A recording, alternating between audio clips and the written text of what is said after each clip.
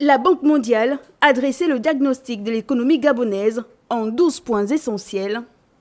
Mais d'abord, place aux allocutions d'ouverture.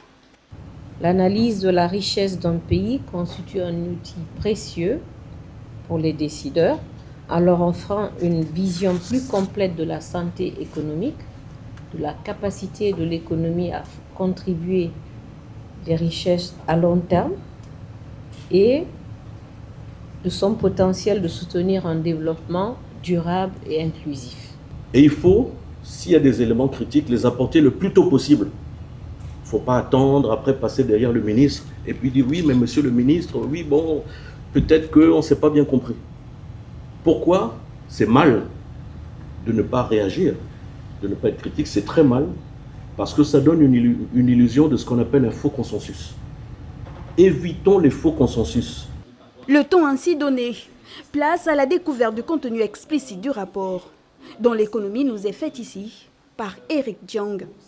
Nous avons préparé cette année donc une note de conjoncture économique du Gabon qui a été faite par la Banque mondiale qui propose des options de politique pour pouvoir permettre au Gabon d'atteindre un avenir plus prospère et plus durable.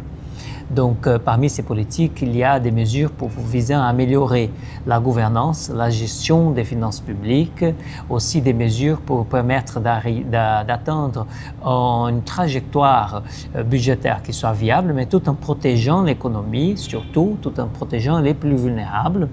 Face aux exposants des contributions et des questions, mais surtout des acteurs très attentifs aux défis de l'économie gabonaise.